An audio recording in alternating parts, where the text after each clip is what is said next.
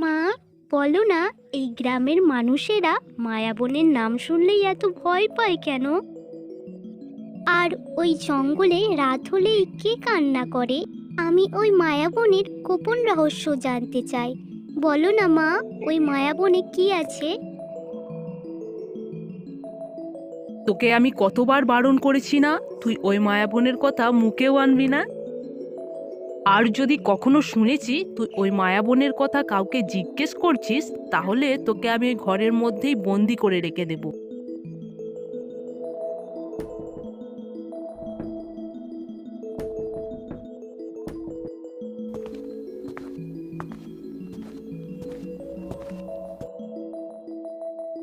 কি হয়েছে গিন্নি? মেয়েটাকে এত বকাবকি করছো কেন? দেখো না বাবা, আমি শুধু মাকে ওই মায়াবনের কথা জিজ্ঞেস করেছিলাম, আর মা কেমন রেগে গেল। আমি তো শুধু তোমাদের থেকে ওই মায়াবনের গোপন রহস্য জানতে চেয়েছি। মায়াবন? ওই মায়াবনের কথা শুনলেই সবাই ভয় পায়, আর তুই ওই মায়াবনের কথা জিজ্ঞেস করছিস? এসব ফালতু বিষয়ে আগ্রহ না দেখিয়ে বইটাকে নিয়ে একটু পড়তে বস। ঠিক আছে বাবা, আমি এখন চলে যাচ্ছি, কিন্তু আমি একদিন ঠিক ওই জঙ্গলে যাব। তোমরা বেশি দিন আমাকে এইভাবে আটকে রাখতে পারবে না।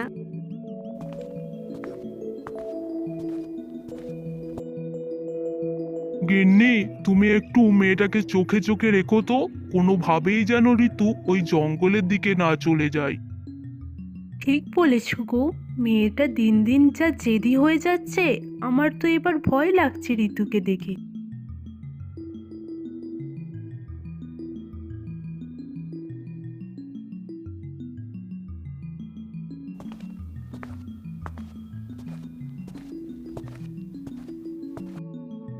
ঋতু, আমি নদীতে জল আনতে গেলাম, তুই যেন কোথাও চলে যাস না, আমি যেন এসে দেখি তুই বাড়িতেই আছিস।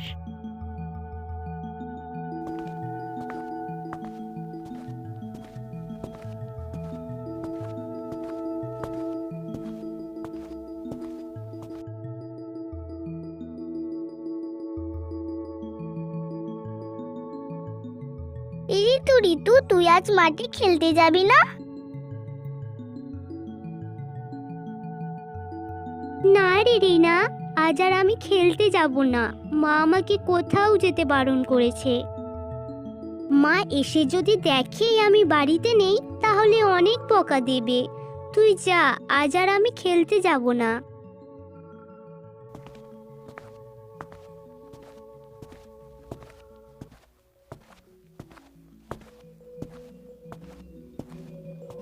রিনা দাঁড়া, আমিও যাব তোর সাথে খেলতে।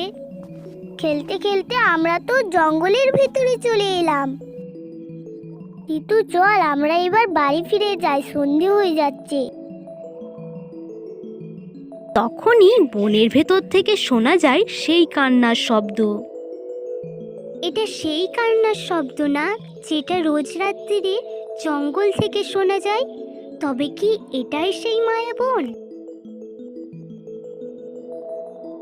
ঋতু, আমার এবার অনেক ভয় করছে।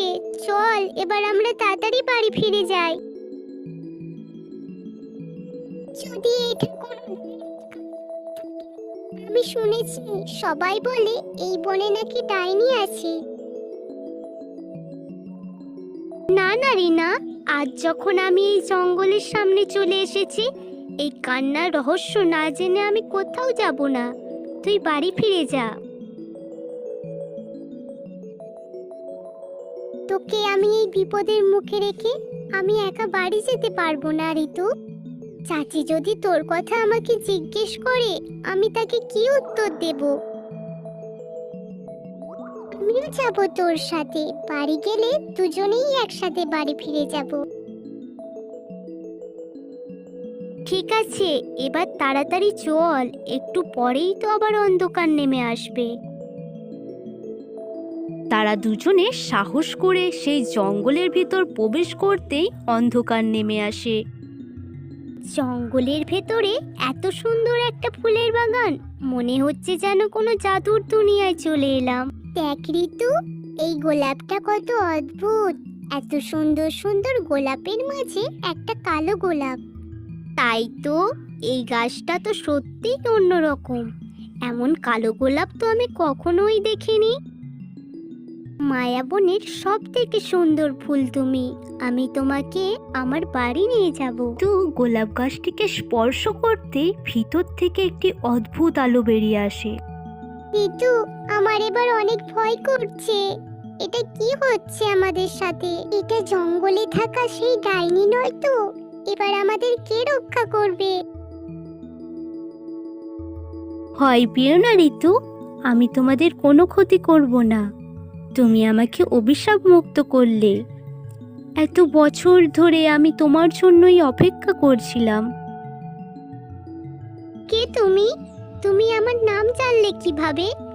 আর তুমি আমার জন্য কেন অপেক্ষা করতে? অনেক বছর আগে আমি এই পৃথিবীতে এসেছিলাম। আজ অনেক বছর পর পৃথিবীতে এলাম। এই পৃথিবীতে এলেই আমার সব দুঃখ কষ্ট দূর হয়ে যায়, কিন্তু মা আমাকে কখনো পৃথিবীতে আসতেই দেয় না। ঘুরতে ঘুরতে আমি তো ক্লান্ত হয়ে গেলাম। এবার আমাকে পরিরাজ্যে ফিরে যেতে হবে। আরে, দূরে ওটা কি দেখা যাচ্ছে? যাই তো, কাছে গিয়ে দেখি।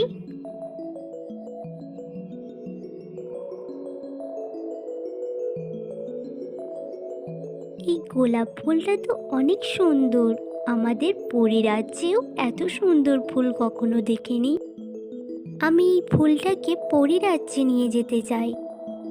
পরি যেই ফুলটির দিকে হাত বাড়ায়, তখনই ফুলের মধ্যে থেকে একটি কণ্ঠ ভেসে আসে। এটা তুই কি করে ফেললি? আমার গভীর নিদ্রা ভঙ্গ করে দিলি। তোকে আমি অভিশাপ দিচ্ছি, তুই কুৎসিত ফুল হয়ে বেঁচে থাকবি। আমি তো না জেনেই এই ফুল গাছে হাত দিয়েছি।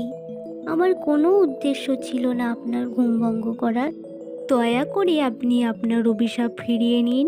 আমি সারা জীবন এই কুৎসিত ফুল হয়ে বেঁচে থাকতে পারবো না। আমি আমার অভিশাপ ফিরিয়ে নিতে পারবো না, তবে তোর অভিশাপ মুক্তি হওয়ার একটা উপায় বলে দিতে পারি। যদি কোনো নিষ্পাপ মনের মানুষ তোকে স্পর্শ করে, তখনই তুই তোর অভিশাপ মুক্তি পাবে। এরপর পরি একটি কুৎসিত ফুলে পরিণত হয়। এবার আমাকে কে মুক্ত করবে এই অভিশাপ থেকে? আমি কি আর কখনো পরিরাজ্যে ফিরে যেতে পারবো না?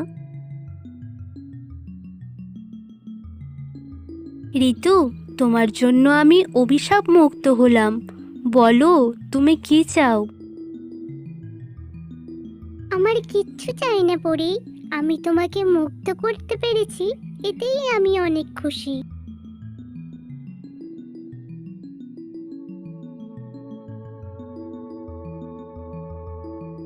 কি হলো বলো তো? এত অন্ধকার হয়ে গেল, মেয়েটা তাও এখনো বাড়ি ফিরলো না। আমিও তো তাই ভাবছি গিন্নি, মেয়েটা তো কখনো এত দেরি করে না। গিন্নি, তোমাকে না বলেছিলাম মেয়েটাকে একটু চোখে চোখে রেখো, কোথাও যেতে দিও না। আমি তো ঋতুকে বারণ করেছিলাম বাড়ি থেকে কোথাও না যেতে। তুমি আর বাড়িতে বসে থেকো না, তুমি একবার রিনার বাড়িতে গিয়ে দেখে এসো। ঋতু হয়তো সেখানেই আছে। সজল ভাই, বাড়িতে আছো?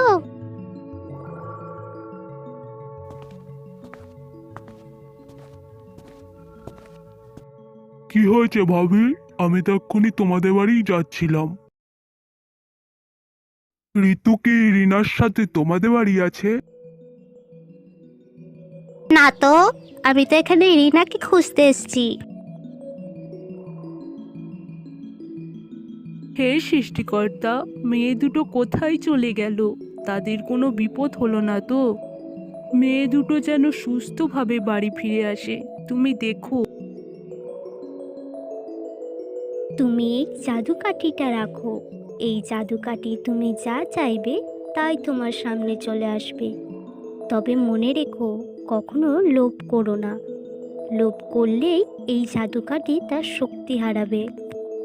এবার আমার ফিরে যাওয়ার সময় হয়েছে। তোমরা ভালো থেকো বন্ধু।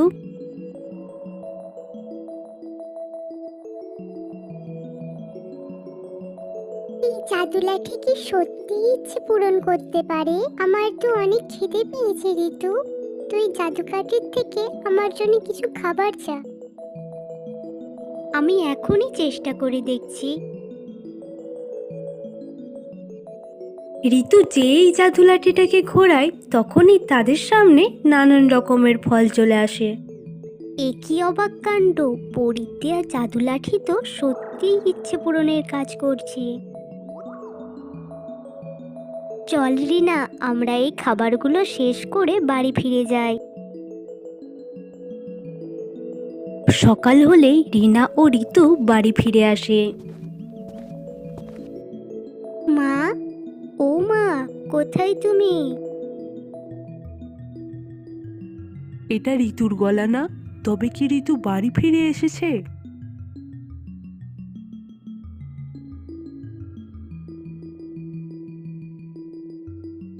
মা ঋতু, তুই বাড়ি ফিরে এসেছিস? তুই কোথায় চলে গেছলি আমাদের ছেড়ে? সে এক অনেক বড় ঘটনা।